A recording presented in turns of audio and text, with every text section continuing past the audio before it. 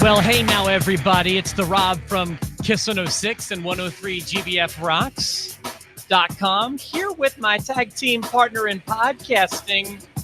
Look at him. Jetta's favorite son, Dancing Jerry Valeri. Good morning, Jer.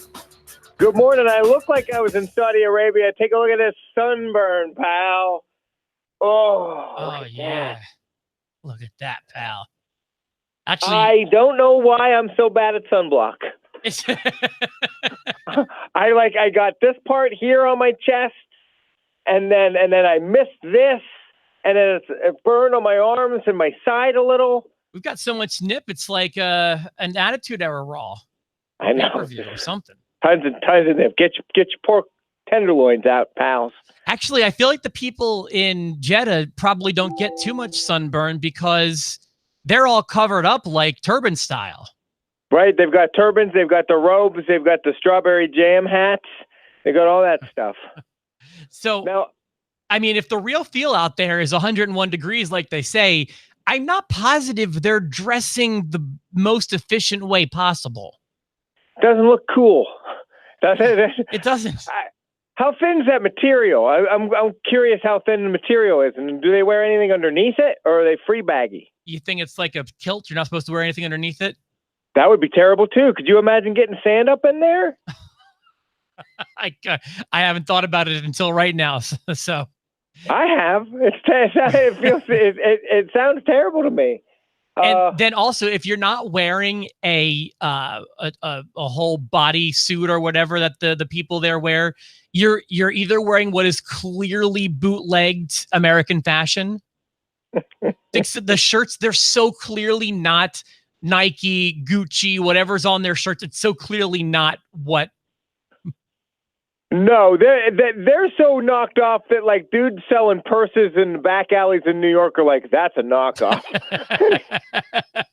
Exactly. Good morning, everybody, and welcome to another episode of Post to Post, where this time, let the games begin. It was another Saudi Arabian pay-per-view. And I'd like to thank terrible booking by the WWE for allowing me to win another Lock of Destiny. Thank you very much. Absolutely. It came down to one match. Is it?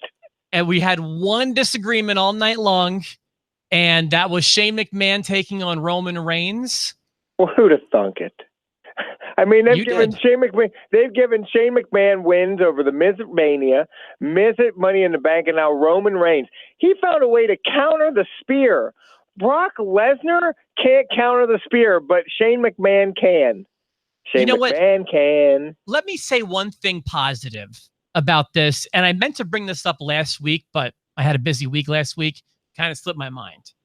I want to say this, that while I'm not a Shane McMahon fan, I used to be, but he's jumped the shark for me here lately. I think we can all probably agree with that. Oh, he's jumped the shark 1,000 times.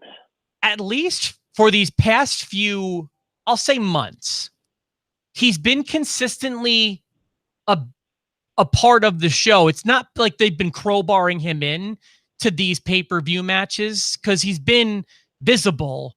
And I know this is another one of those big payday matches, but he was also with the Miz in a cage at Money in the Bank.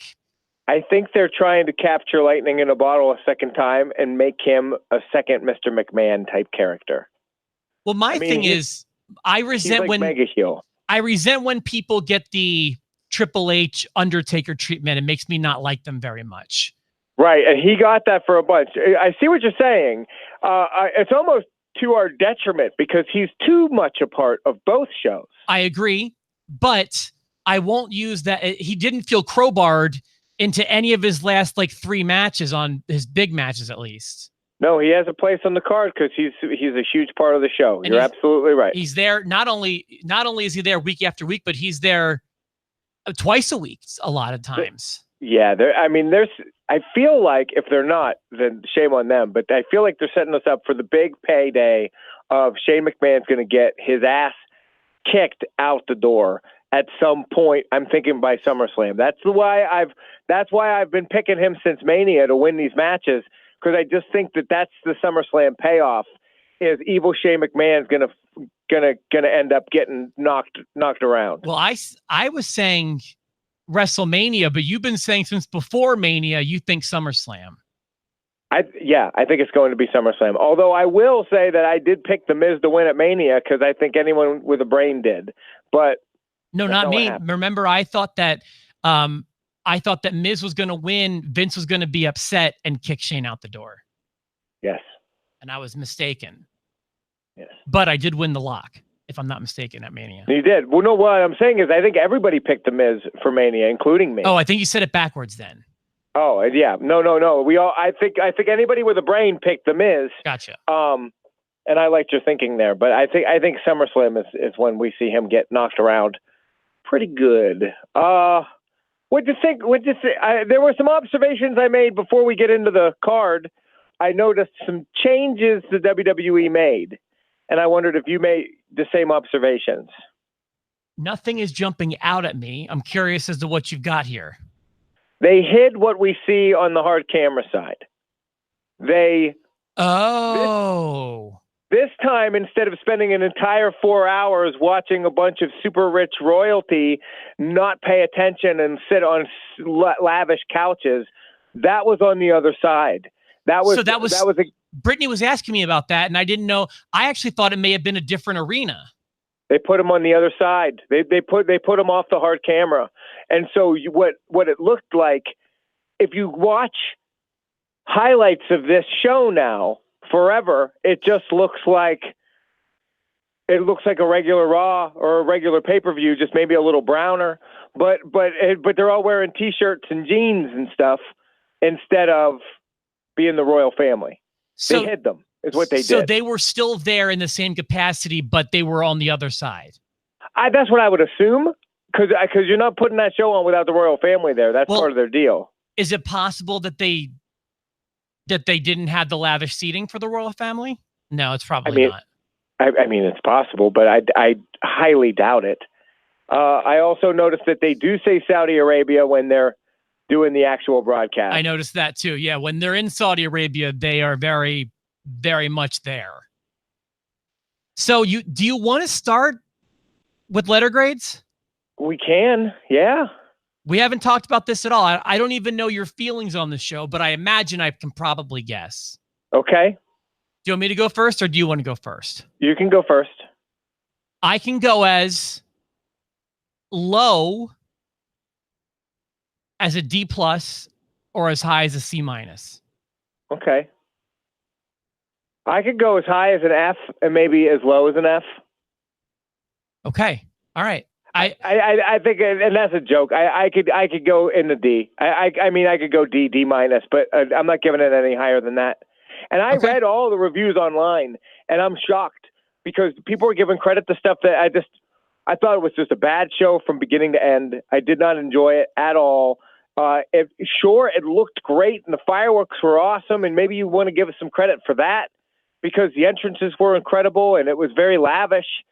And yeah, but it felt like playing the video game because the video game looks great too, but it has no heart and soul, and there's no reason for it. And I didn't like it at all. In fact, I struggled to watch it, and I fell asleep 3 different times and had to start over each time. Okay, that's fair enough. I mean, let's just say my grade's a D+. That's not too far off from where you are. You said you can go as high as a D-.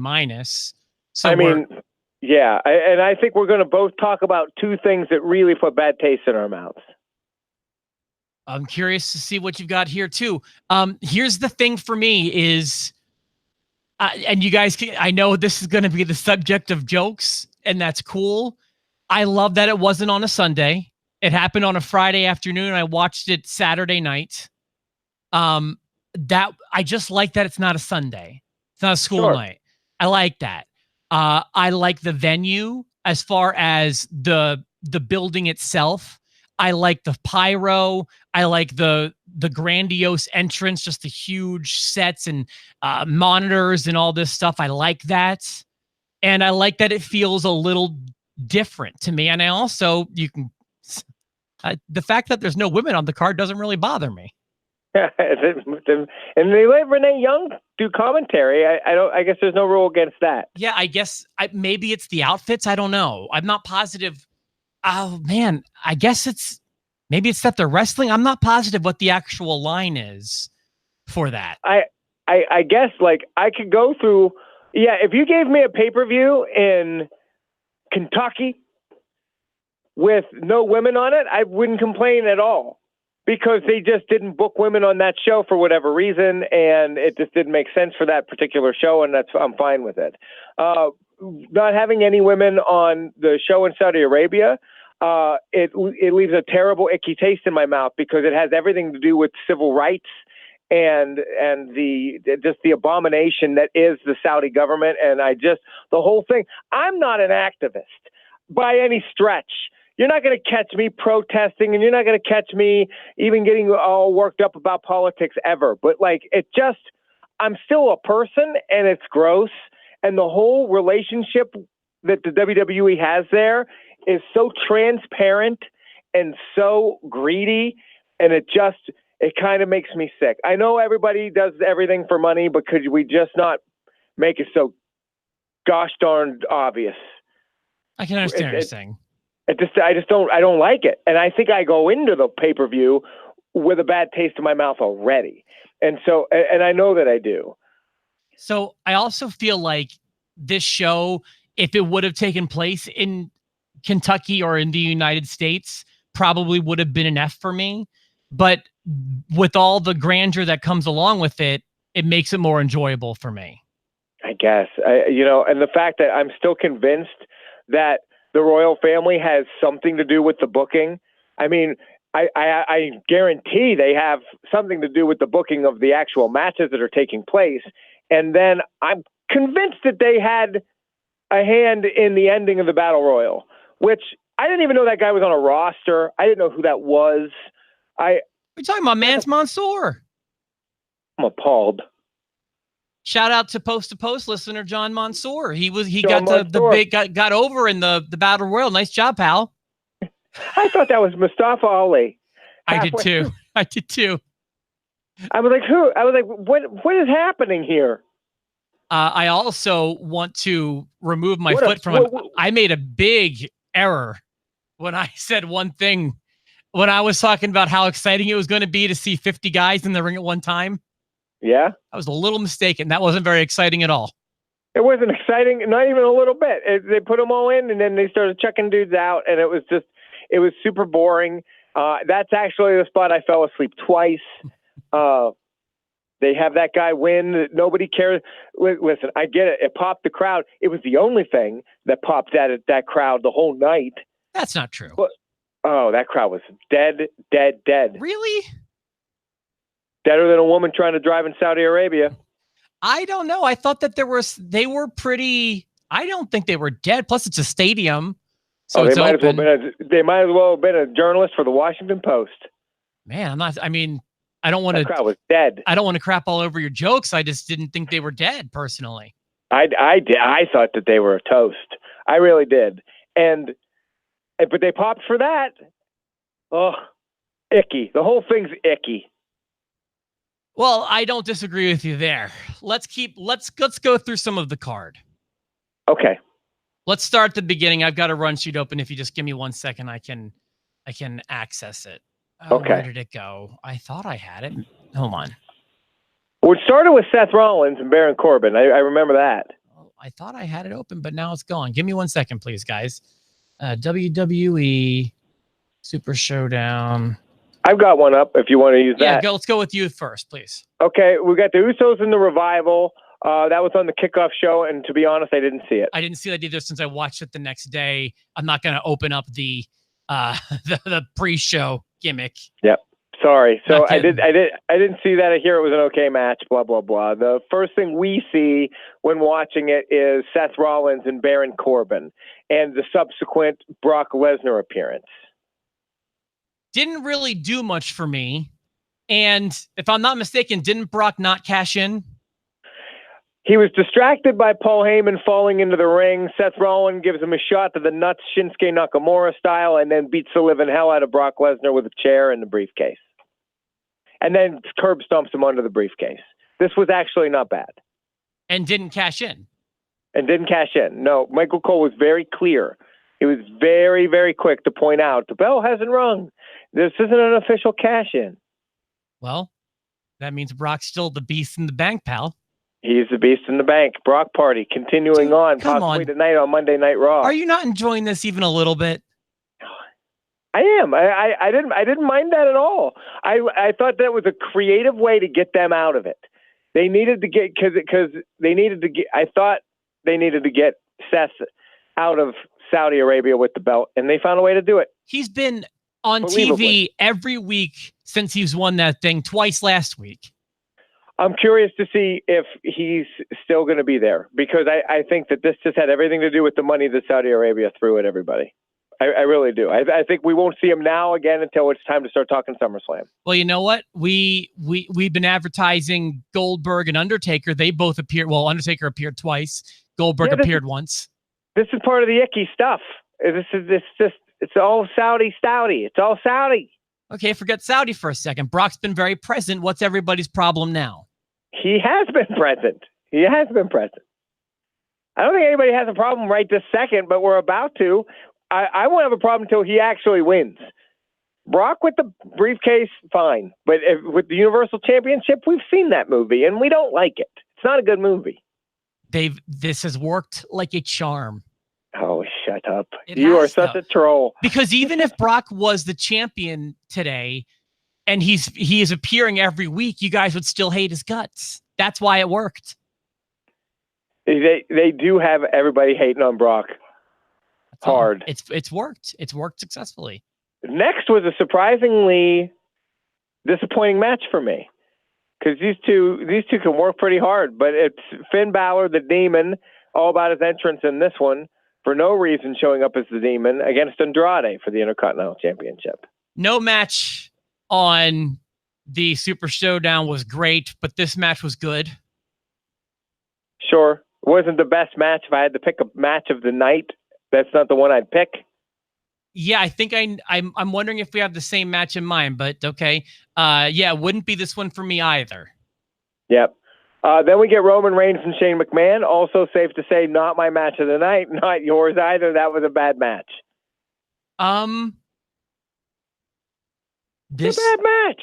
Yeah. Okay. Hold on. I'm mistaken. Yeah. Okay. Yes, it was not their best work. And what are we setting up? Roman Reigns and Drew McIntyre? We already got that in the form of a bit of a squash on WrestleMania. Look, no one cared about that then. I'd rather have Reigns and McIntyre than Reigns and McMahon. Sure. Yeah. I'd rather have sex with you than never have sex again in my entire life. Thank you. Although, to be fair, I'd pick you over a lot of people. Thank you, Jerry. Yeah, thank you. Listen, if we could just... Being gay with you would be great until it was time to do it. Because, we like the same stuff. We hang out. We like to eat the same places. We like video games. We like movies. We like wrestling. Yeah. If it wasn't for the ding-dong stuff, you and I'd we'd be a pair. I'd be advocating for all kinds of stuff. I'd be super proud. You know what? For Pride Month, we should really just date. Why don't we just get married? for Pride Month, Rob and I got married on the podcast. I'm okay with that. Eric Bischoff can do our ceremony. One of the most confusing pieces of booking, I think, is coming up next. Where are they trying to make the Lucha House Party look strong by only getting them a DQ here and not letting Lars beat him clean? What's going on? This Lars Sullivan thing is a mess. I don't know how you even book Lars going forward. Do you cut bait, or do you keep fishing? Who do you fish with? He had trouble with the Lucha House Party.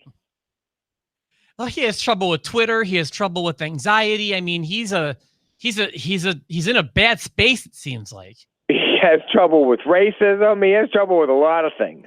I mean, on the surface, he looks like he should be a really successful monster heel. Like, they brought him in with this intensity. Like, I'm telling you, he was supposed to have Cena at Mania, and he was only supposed to debut in February.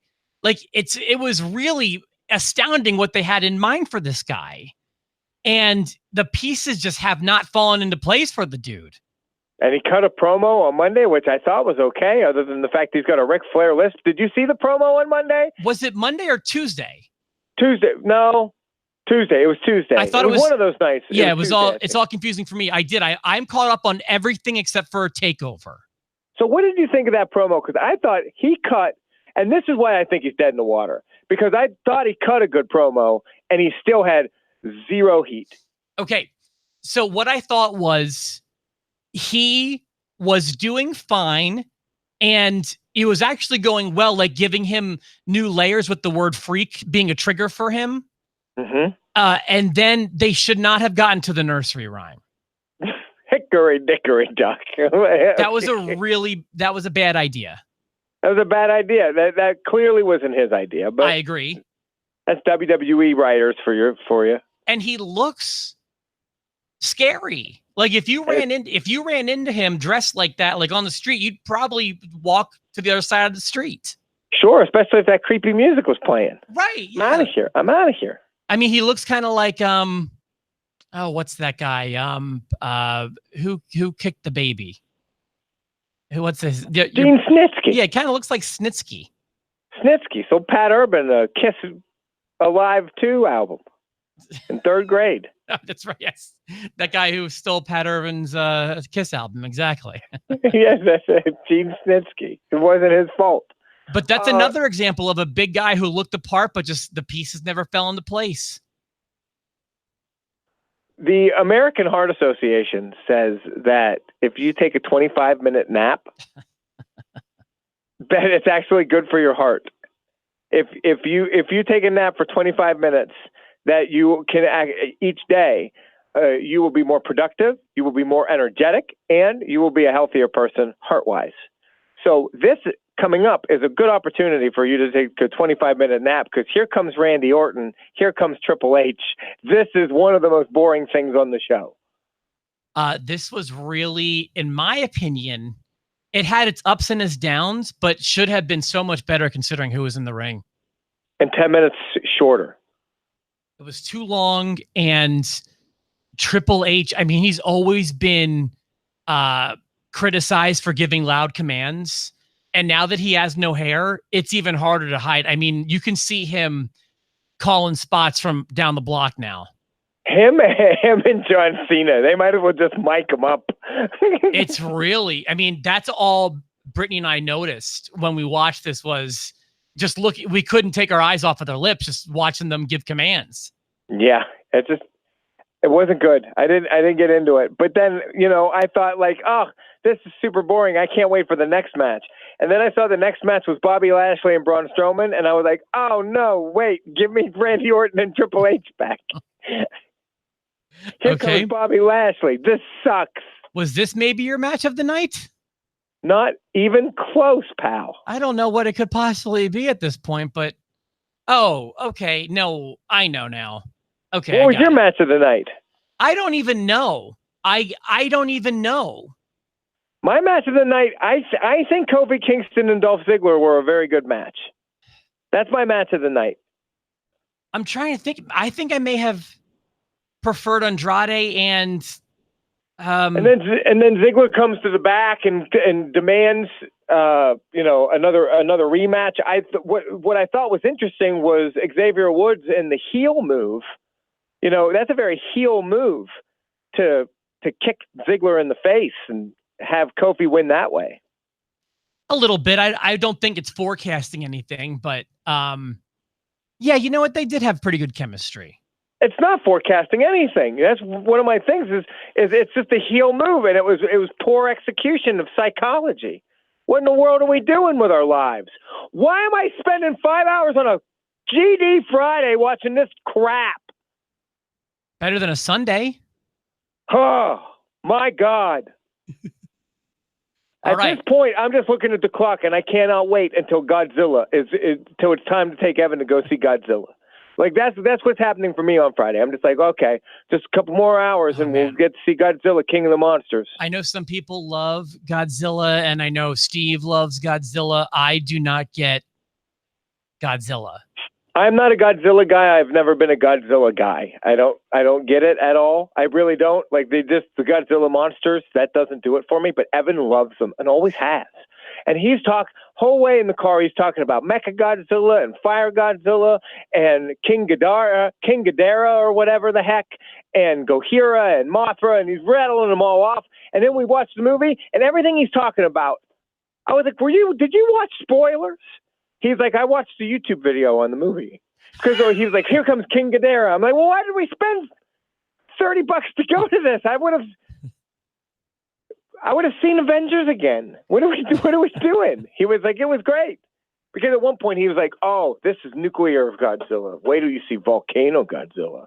And then sure enough, he turns into Volcano Godzilla. I'm like, how did you know that was going to happen? That's I was awesome. pissed. By the way, Steve sent us a note saying he's ordained and he would be happy to marry us. That's good. And he's very progressive. He's forward thinking. He'd be okay. Absolutely. We'd have to find a state where polygamy is cool. Utah, maybe, because you and I are already married. Yeah, or we could just get divorced. Where do I sign? Pal. I now pronounce you Rob and Jerry. You're the best. It'd be so good. Even in a marriage to another dude, I get second billing. That's how it goes. It can be Jerry and Rob. I'm totally cool with that. Nope, it's the Rob's gay marriage with Jerry. Let's keep going. We missed the battle royal. No, we didn't. No, I did not miss it. I don't miss it. This is a giant bag of garbage.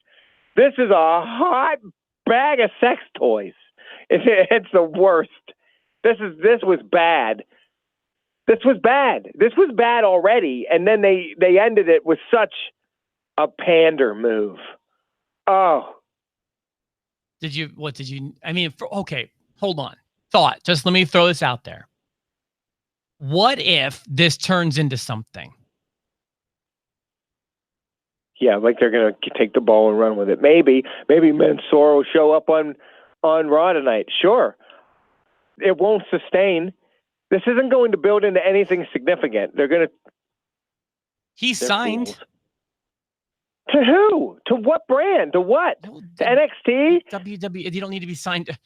I'm sorry. What team is Roman Reigns signed to? Well, no, but my point is this. It's not that, because I get where you're going with that, and I agree. No, I just mean, like, we haven't seen him on anything, and he shows up in the biggest battle royal ever. This is not the first time we've seen Mansoor. And wins it. It's the first time I've seen him. He was on the Greatest Royal Rumble. He didn't wrestle. He may have wrestled in the Royal Rumble, but he was definitely part of that celebration of the Saudi wrestlers. Great. So he only shows up in Saudi Arabia and he wins. Well, listen, Santino's debut was in Italy at a Raw, and he won the Intercontinental title, and it launched a career for him. Bailey can't get a win in San Francisco. This is a bunch of crap. Oh, now you're mad about Bailey doing jobs? Come on, pal. What if Mansoor goes on to turn this win into a legit run? Let's discuss something that you can't even fool yourself into being devil's advocate for. Oh, yes, I can. Oh, no, you can't. Oh, yes, I can. Oh, no, you can't. Oh, yes, I can. And you know this is true. Listen, bud. There's nothing you can say about this Undertaker Goldberg abomination. This thing was a disaster. Oh, yes, I can. No, you can't. Are you ready? They had no business having a match. Are you ready? Oh. I said, are you ready? Bump. You know this is true about me. I've heard you quote me several times. Jerry, if I can't have good wrestling, I want bad wrestling. Oh, yes, that is true. That is it's the wrestle crap theory. I loved it for how awful it was. Did any move come off successfully? When they started dropping each other in the last couple minutes, I was like, this is a mess. Was there any one move that came off successfully? I think there was collar and elbow tie up maybe in the beginning. I don't remember that. I don't remember that either. It just, I mean, the entrance has stopped and then the bell rang and it was, I can't think of a worse televised match in recent history, to quote CM Punk, than that one. I've seen train wrecks on television, and to compare this to a train wreck is an insult to train wrecks. This was bad. Now, let's play the blame game, bub. Who are you putting it on? It's easy for me. Because I've read a lot of people saying, oh, you know, the Undertaker, he's too old. The Undertaker's not strong enough to keep guys up. The Undertaker, and they're all right. I mean, the Undertaker is a sloppy mess. And the minute his cardio goes in the first 2 minutes now, he can't do what he needs to do to carry somebody. But there's no denying that Goldberg is probably the worst super popular pro wrestler of all time. Guys. And he sucks in the ring. Guys, Goldberg, and I know this, a lot of people loved Goldberg from the Attitude Era and the Nitro. I did too, and I geeked out for him, but he's not good. Goldberg never learned how to wrestle. Didn't have to, so he never did. He's unsafe. He's sloppy. On that on that jackhammer, I thought he injured Undertaker. I thought he broke Undertaker's neck. I did. And don't forget, he did ruin my favorite wrestler. He ended my favorite wrestler's career accidentally. And Bret Hart. But did you think what goes around comes around with that one tombstone? Because I thought the Undertaker let him slip a little too far. It looked like he got cranked too. It looked like Goldberg got cranked. I thought it was sloppy, and I just assumed with how many of those things Undertaker has given and never hurt anybody, I assumed Goldberg wasn't working with him very well. I read that because I don't know. As much as I've watched wrestling in my life, I don't know how these moves are executed. I've never taken a real bump. You know, I don't know what to do here, and I don't know how to properly take a tombstone. But everything that I've read says that Goldberg needed to tuck his chin, and he didn't. And that's why he landed on the crown of his head, and it's not the Undertaker's fault. And I tend to believe that because Goldberg is the drizzling craps when it comes to being a wrestler, and he was unsafe to both himself and the Undertaker. That match was the WWE should be ashamed to have had that match on television. So what I mean by if I can't have good wrestling, I want bad wrestling. If I ever were to go back and watch this show, which hopefully will never happen, the match I would be looking forward to most, it would be for comedy reasons, but it would be this match. If that makes sense. It makes total sense. It wasn't, for me though, it wasn't like laughably bad. What's that one women's match that we always go back to that was so good, so bad? It's oftentimes regarded as the worst match to ever happen on WWE television. And it was, let me get this right, I believe it was Bradshaw and Trish Stratus versus Jackie Gata and Chris Nowinski. And I have the players right. I may have the teams wrong. You're absolutely right. Trish Stratus, Bradshaw versus Jackie Gata and Chris Nowinski. And the first thing that comes up, it says worst match of all time. Yeah. I was in attendance for it in Philadelphia. Were you were there? I forgot that. Yeah, that's one of my claims to fame. Did you know you were watching history? I remember I was with my other friend, Jerry, and we both looked at each other and be like, because it was hard to tell without commentary, but it's like, is this match like really bad? And like we got home and then we read stuff and it's like, yeah, everyone was like, this is the worst match ever. Yeah. It was worse on TV because you can get up close and see how bad they were missing. But also, to be fair, those kids had just won Tough Enough. That was a really bad decision to put him in there. Yeah, they made a lot of bad decisions with that kind of stuff with the WWE. Mm-hmm. And it seems like Bradshaw's been not that it's his fault, but he's been part of a lot of the WWE's worst decisions. That being one of them, Brawl for All being one of them. Yeah, that's another one right there. Sure. That's a bad decision. This whole thing just made me sad, The Undertaker and Goldberg. I don't know how they expected anything different. It didn't make me sad because I feel like they got what they deserved. It made me sad because it's the Undertaker. Like I wish he'd just ride off already, because he's not going to put on. At this point, I think he's trying to put on a match that's going to redeem himself for the other matches. He wants to have that last match like Ric Flair did with Shawn Michaels, where people look back and go, that last match was awesome, and you know, he was limited, but he did the best, and it's still heralded as a very good match. Whereas the Undertaker's last matches, they're not good. Not that he was ever, you know, the best in the ring anyways. No. He's always been more personality than work. He's been an entrance, and as long as he can do that, I think he'll have a place on WWE TV. Hopefully they keep the matches as short as they did the Goldberg one. They need to put him in there with somebody that can work with him, though. Someone that can carry, exactly. someone that can carry him, and it's not going to be Goldberg. I mean, I knew it was going to be a train wreck the minute that Goldberg. Did you see what I saw? Was I being critical? Someone texted me and said that I didn't give enough credit to the Undertaker Goldberg face to face. They thought that I was too harsh on Goldberg, but I thought Goldberg was no selling the Undertaker's presence, and I thought that was offensive. Okay, yeah, a few things about that. I'm glad you brought that up. Number one, I agree. I don't know if that was Goldberg's doing or the writing, but that was the wrong way to handle that. I agree. Number two, I disagree with your synopsis of those guys ending early. Oh.